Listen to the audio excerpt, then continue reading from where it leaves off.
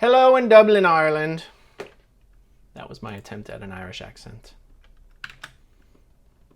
Just going to post this link in... what's wrong with the focus? Hold on. A little out of focus, huh? Hold on. That didn't really make it any better, did it? All right, whatever. Who cares about the focus? Hello in South Carolina.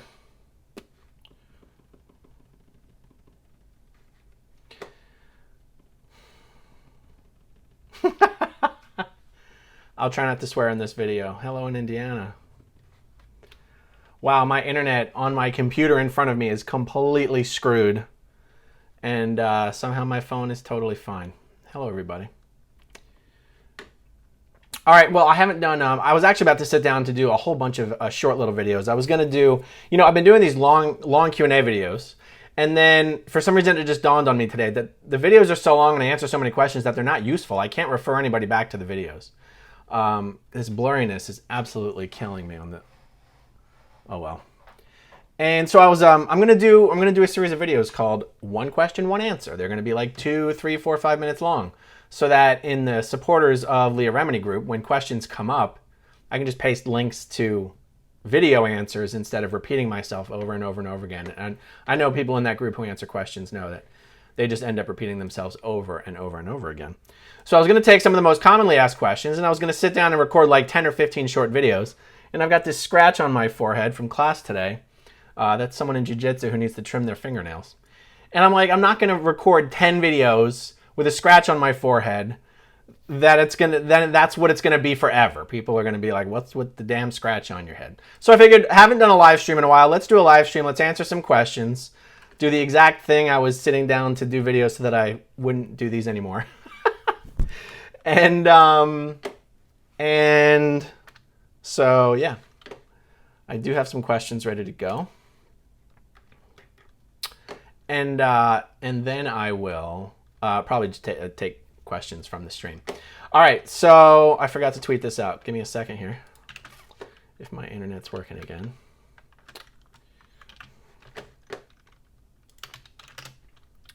Okay, here's one question. Can we hear what happened to Gary Jackson Morehead's wife? So I just put up an interview that I did with Gary Jackson Morehead. In the video, I introduced him as Gary Morehead Jackson. So Jackson is a nickname. His name is Gary Morehead, but he became known as Jackson. So a lot of people know him as Jackson Morehead. And for that reason, on Facebook and whatnot, he goes by Gary Jackson Morehead. And then I called him Gary Morehead Jackson. No, Gary did not reconcile with his wife that he was married to in the Sea Org. In the first version of our interview that didn't upload correctly, he actually went into that in great detail. And we sort of skipped that in the second version of the interview. Okay, it's saying very bad connection. Let me actually take it off of Wi-Fi. It's already off of Wi-Fi. All right, guys. Well, if this thing ends up sucking, there's not much I can do about it. Sorry for that. So Gary was married in the Sea Org. They sort of were... kind of a wedge was brought between them during the year that it took them to leave the Sea Org. She ended up leaving a month before him. Unbeknownst to him, another dude that was leaving the Sea Org was allowed to kind of seduce his wife during that time period. He tells it in great detail, so I'm not like telling tales out of school here. But no, they did not reconcile. And I actually don't believe Gary is married or right now. So let's see. Watching all these episodes. This is from Brandon PC. I hope I'm pronouncing your last name correctly. Watching all these episodes got me thinking, and forgive me if this has been brought up before. Nearly every story about involvement in the Church of Scientology begins with, my mom, I got divorced, and her new husband, my new stepdad. Oh, my mom and I got divorced, and her new husband, my new stepdad, my second husband was really into Scientology. So we joined. My thought is this. Is it possible that the Church of Scientology targets the newly divorced by sending men to infiltrate broken homes, pegging them as easy marks? I ask this only because I put nothing past them. So the answer to that is no. There is no grand master strategy that the church has to recruit people. If there were, you wouldn't see them handing out hundreds and thousands of leaflets on the street corners of LA.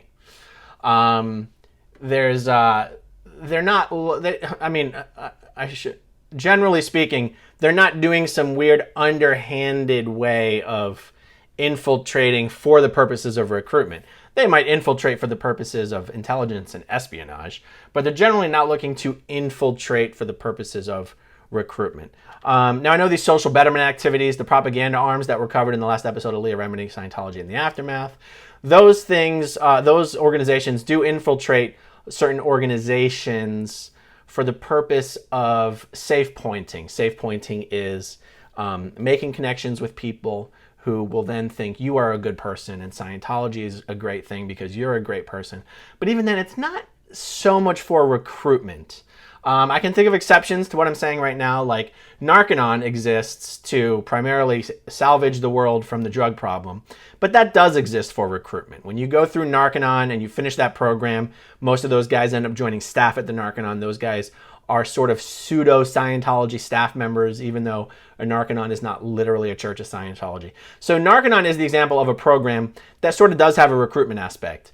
But something like the Youth for Human Rights International, not really trying to recruit anyone, more just trying to save point. But this all went back to the question of, do I think they're sending people in to recruit single mothers or broken families or something like that? And not specifically, not specifically. I'm going to pop out this chat here. I actually still forgot to tweet this because my Twitter's down. Oh well, forget it. And the questions don't like to refresh because my internet's complete crap right now. All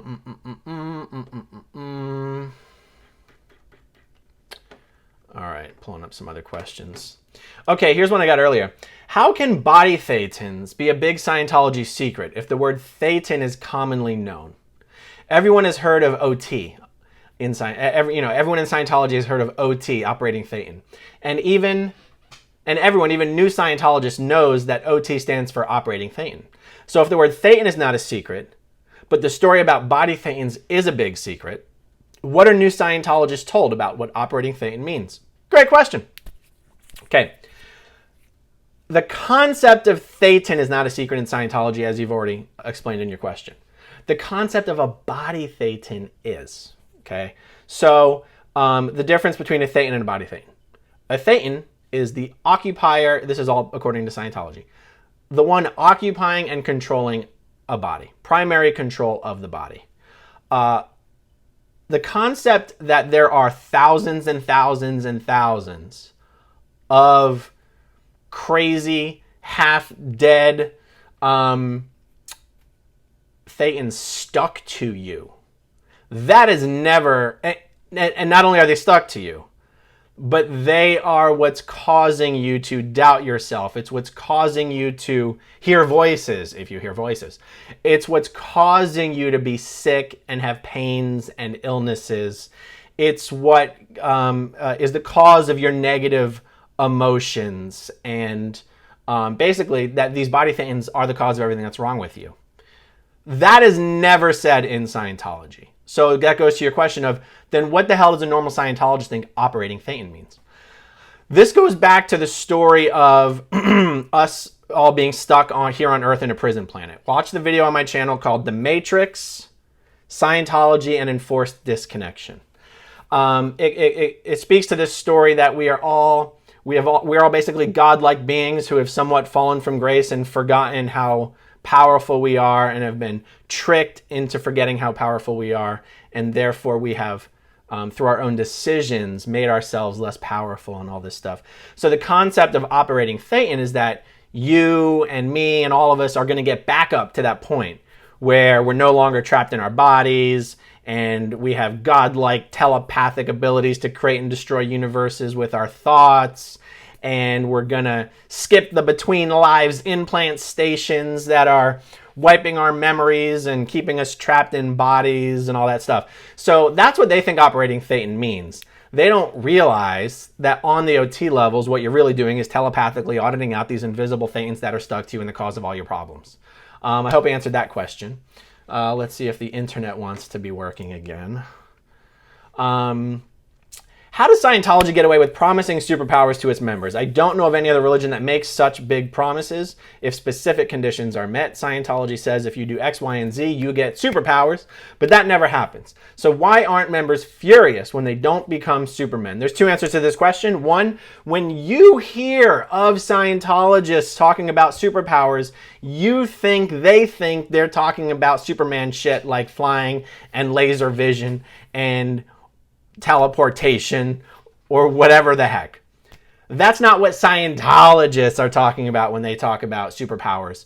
The only reason this word superpower ever even has come into existence is because there's just a series of auditing actions that happen to be called superpower.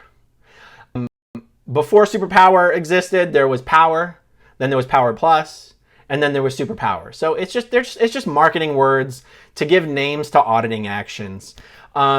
Yes, on the superpower rundowns, there are certain things that Scientologists think they're going to become able to do. And if you watch some of these funny videos where Scientologists are giving their success stories, you'll hear someone say something like, I can detect the saline content of my cells.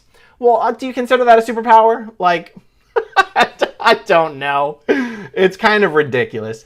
And the other answer, so the first answer was they don't really think they're going to get superpowers. But the other half of that answer is they also convince themselves that there are special abilities that they have attained. Whether you would call them a superpower or not, I don't know. Things like sort of premonition, knowing something's going to happen before it happens. A mild form of telepathy where you just communicating with thoughts. Intending something to happen in the real world and it just happens. So that would call making your postulates stick. My phone is telling me that I have a very bad internet connection. So again, if this is all screwed up, I apologize. Also, I'm only at 13%, so I'm not going to do this one for very long. So again, two-pronged answer. One, when they say superpowers, they're not thinking what you're thinking they're thinking. And two, they have convinced themselves that auditing has given them these abilities. And who knows, maybe if someone were to do a big giant study, you'd find that some small portion of these people got some kind of an ability. I don't know. But I do know that there are people who've left Scientology and still do feel they've gotten those things. And I'm not here to shit all over those people. And I think I answered that. All right, let's see. Is there any kind of a fund set up to help those who are trying to escape? How can we, the people out here in the cyber world, help others out there who have no family and no resources? Thank you, Donna Singer. The answer is, as of right now, no. Give it a little bit. I think we're going to see something soon. As of right now, the only people who have been able to be helped with donations are people who put up fundraisers. And that's kind of that's a big obstacle to get over. You got to be willing to put a bunch of private information about yourself up on the internet and be humble enough to ask for help through some donations. Not everybody wants to do that, even if they need that help. And having some sort of a foundation that people who want to donate to this cause can donate to is probably a good idea. There's pros, there's cons. I think eventually something along these lines will probably happen. And if and when it does, you'll definitely hear about it. That's probably the best I can answer. Alrighty, let's see what else we got.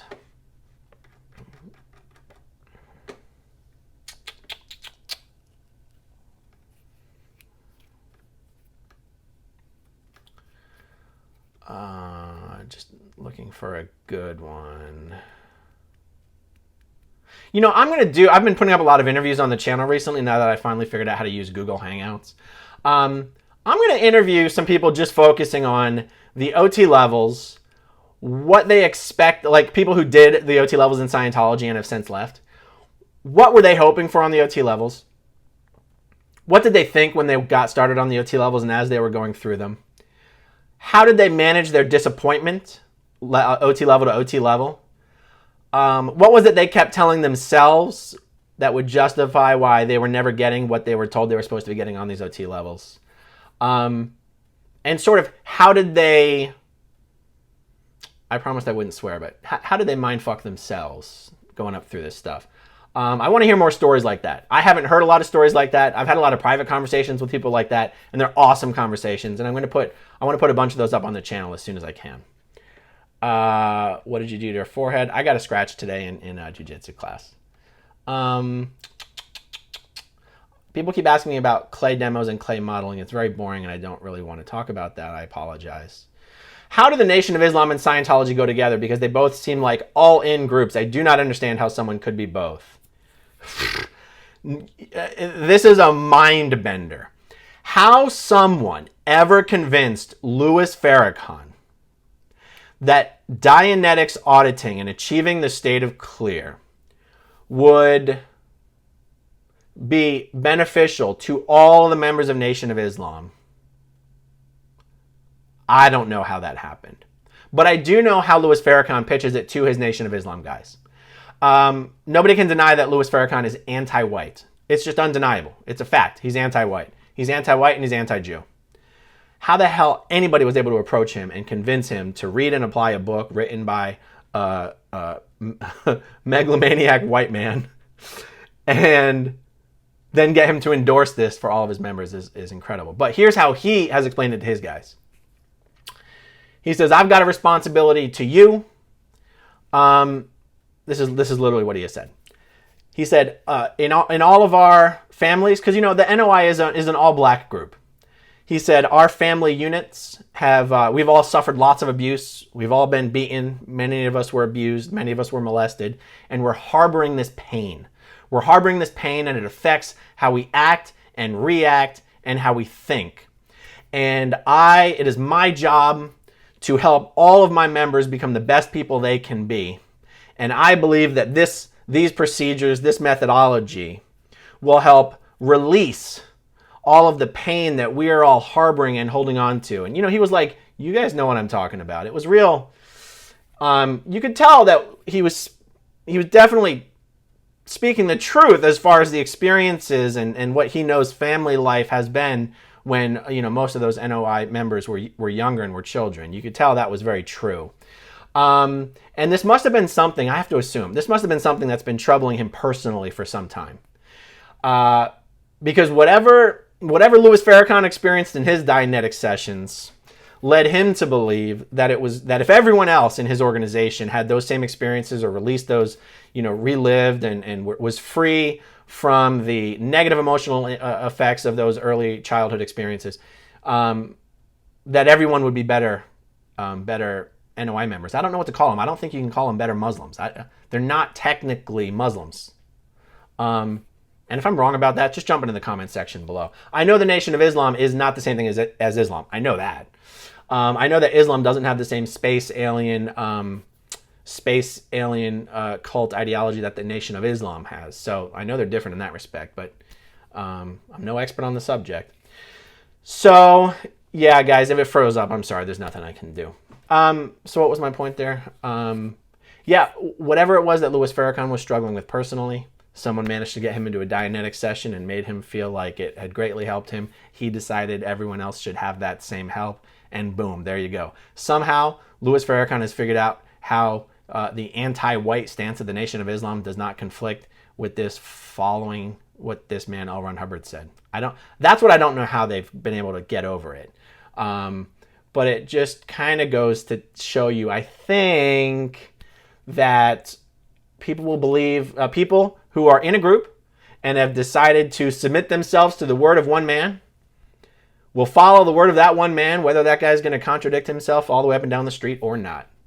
And that's pretty much all I can say on that.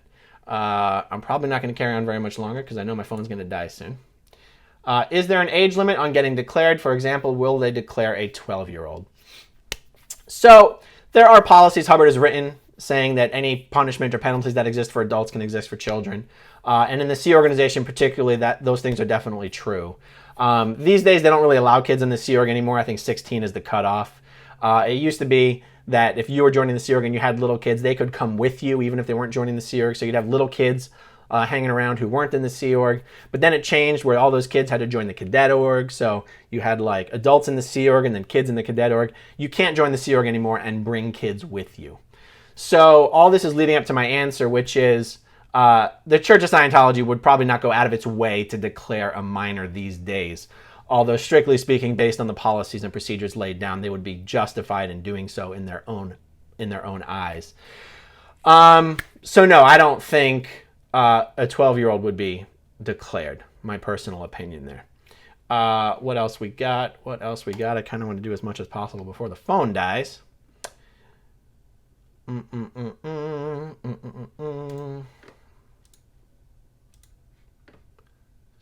getting lots of messages.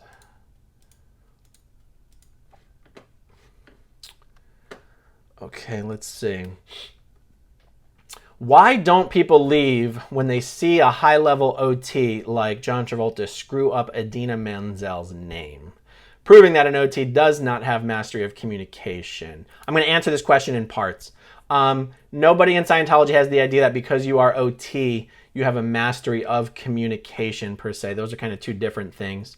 And Scientologists still think we're all human. Wink, wink. I know we're all aliens. But making mistakes like that, just making normal mistakes in life is not some big deal breaker for Scientologists who are OT, whatever. It's not a big deal. If Scientology really only has 20,000 to 50,000 members, then how can Sea Org members possibly be working 70 to 80 hours a week? They work more like 110 hours a week. A membership that small is only going to generate a limited amount of work. Yeah, so you'd be surprised.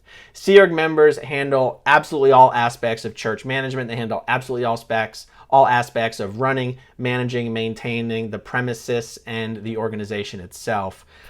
Even if you just had them all cleaning the building all day, they'd have something to do. Whether they are, just think of any large organization, how many things there are to do. And then just imagine people doing them, 100 hours a week instead of 40. There's so much to do. It's hard. And also, I've got a little bit of attention on not being able to have enough time to fully answer this question.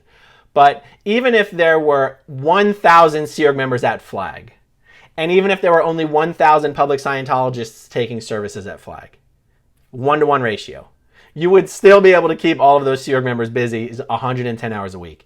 There's only so many of those Sea Org members who are personally auditing people or personally supervising courses.